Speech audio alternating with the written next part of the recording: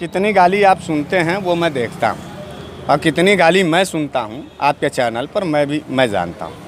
और कितनी गाली जो है आपके द लाइव टीवी के पीछे कितना षड्यंत्र हो रहा होगा। सरकार की पैनी निगाह आपके चैनल और आपके ऊपर है, हमारे ऊपर है। हम लोगों को फंसा करके मार दिया जाएगा। लेकिन यह देश जो है लोकतांत्रिक मूल्यों पर जीने वाला, आप जानते हैं किसका राज चल रहा है? इस देश का राष्ट्रपिता महात्मा गांधी को जिसने मारा उसकी पूजा करने वालों की सरकार है। महात्मा गांधी को किसने मारा था? गोडसे जी की मंदिर बनवाने की बात कौन करता है? ये भारतीय जनता पार्टी और आरएसएस वाले लोग। हमें डर लगता है कि आप जैसा होनहार पत्रकार कहीं गोली मार करके गिरा न दिया। गौरी लंकेश से बढ़िया पत्रकार कौन था? आज देश के अंदर जो तिस्ता सी तलवार थी, जो गोधरा कांड पर लिख रही थी, उसका हश्र कहाँ है? आज आप देख रहे हैं कि वो पत्रकार जो था मिर्ज़ापुर में मिड डे मील में गरीब बच्चों को नमक रोटी खिलाया जा रहा था, वो जेल चला गया। रामदेव का चेहरा देखें, वो आतंकवादी की तरह आपको नहीं लगता है? वो तो सबसे बड़ा आतंकवादी है। और उसका विचारों का जो आतंक है, वो विचारों का आतंक और दलाली ही तो भारतीय जनता पार्टी को प्लस करती है, आरएसएस को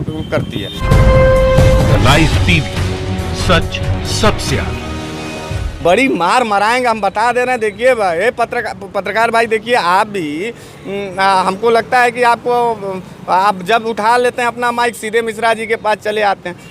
आपको डर वर नहीं है अपने परिवार में? अपना परिवार से मोह माया नहीं है? आप बार बार यह लाइव टीवी वाला कैमरा उठा करके चले आते हैं मेरे पास। यार ठीक है, हमको अपनी ज़िंदगी से नहीं मतलब है। आप किस देश में रह रहे हो, इस देश को आप जान रहे हो। ये बदलता हुआ हिंदुस्तान है, ये पुराना वाला कांग्रेस वाला नहीं रह गया हिंदुस्तान की। कोई भी पत्रकार सरकार और शासन के सत्ता के खिलाफ किसी कमियों को गिनाएगा और सरकार उस पर शुरू कर देगी काम। यह भारतीय जनता पार्टी, नरेंद्र मोदी और योगी जी का सरकार है। आप बार बार सवाल पूछते हैं विजेंद्र जी, आपको देख करके तरस आता है कि आप लोकतंत्र को बनाने की ख्वाहिश रखते हैं, लेकिन यह ख्वाहिश आपका पूरा नहीं होगा। कहीं मार दिए जाएंगे, गौरी लंकेश के भाई हो जाएंगे। मिर्ज़ापुर वाला जो पत्रकार है, जो नमक रोटी वाला रियलिटी दिखाया था, वो जेल में चला गया। यार थोड़ा सा विजेंद्र भाई और लाइव टीवी वाले, हम आपसे कहना चाहते हैं, अंजना ओम कश्यप का जो है थोड़ा भाई बनो, मलाई काटो, अर्णव गोस्वामी की तरह जो है झूठ बोलो, सत्ता की दलाली करो। बार बार लोकतंत्र को बचाने वाला जो सवाल है,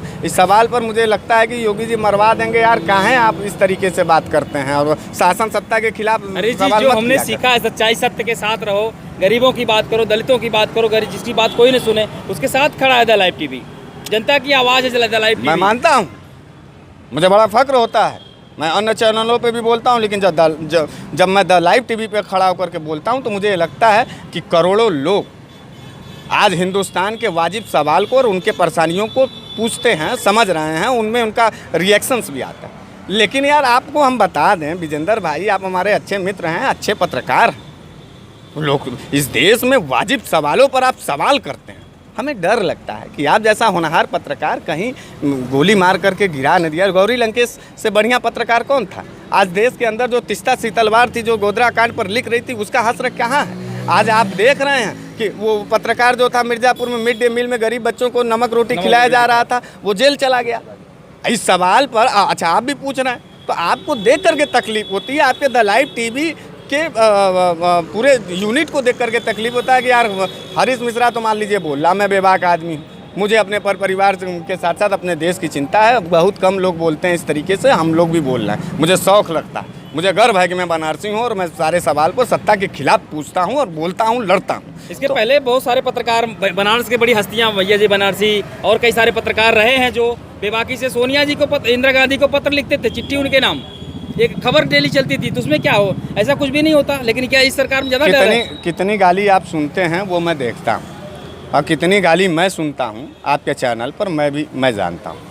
और कितनी गाली जो है आपके द लाइव टीवी के पीछे कितना षड्यंत्र हो रहा होगा। सरकार की पैनी निगाह आपके चैनल और आपके ऊपर है, हमारे ऊपर है। हम लोगों को फंसा करके मार दिया जाएगा। लेकिन यह देश जो है लोकतांत्रिक मूल्यों पर जीने वाला, आप जानते हैं किसका राज चल रहा है? इस देश का राष्ट्रपिता महात्मा गांधी को जिसने मारा उसकी पूजा करने वालों की सरकार है। महात्मा गांधी को किसने मारा था? गोडसे जी की मंदिर बनवाने की बात कौन करता है? ये भारतीय जनता पार्टी और आरएसएस वाले लोग।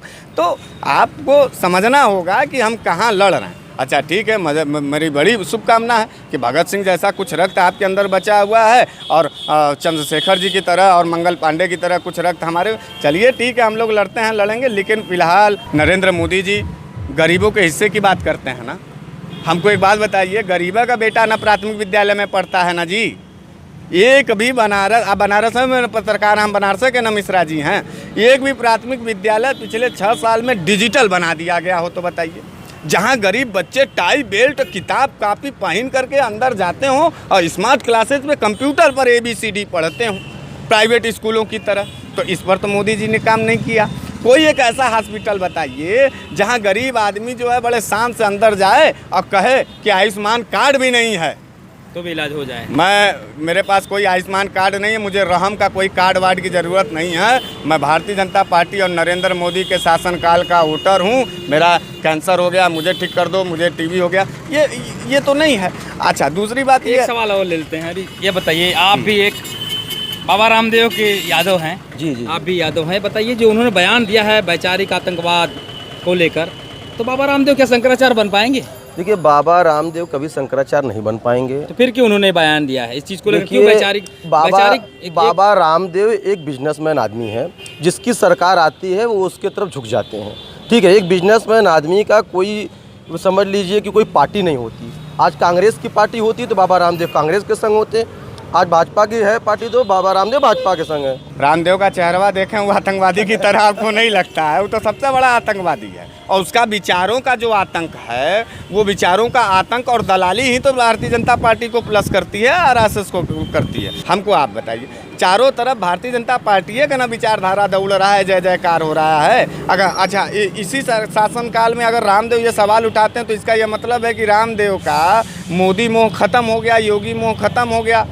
वैचारिक क्रांति और आतंकवाद जो है RSS के लोगों के बीच में है, जो अपने देश के तिरंगे को कभी अपने नागपुर कार्यालय पर नहीं फहरा पाए, जो देश के तिरंगा का कभी सम्मान नहीं करते हैं। उनका एक अलग झंडा है, उनका एक अलग नीति है, उनका एक अलग संस्कार है, एक नए संस्कार की उदय ये कराते हैं। तो वैचारिक आतंकवाद तो ये हुआ। और रामदेव जी कह रहे, अच्छा आपने क्या बात कर दिया विजेंद्र जी, रामदेव जैसा आदमी शंकराचार्य होगा तो हम जैसे लोग जो बुद्धिजीवी लोग हैं उठा करके हिंदू धर्म से जो है, जिस दिन वो शंकराचार्य व्यक्ति बन जाएगा उसी दिन जो है हिंदू धर्म छोड़ देंगे, सापा कह दे रहे हैं, बिना धर्म के रह जाएंगे, बिना जाति के रह जाएंगे। वो ऐसा आदमी, आप व्यापारी टाइप का आदमी उसको देख रहे थे आप, उस आदमी के क्या टेंडेंसी है? वो संत है, साधु है कि व्यापारी है? अडानी अंबानी को जो पीछे ढकेलने, आर्थिक स्थिति में पीछे ढकेलने की हैसियत में जो खड़ा हो, मतलब अब हर जगह जो है कि शंकराचार्य भी जो है ऐसा ही झूठा लोग बन जाएं।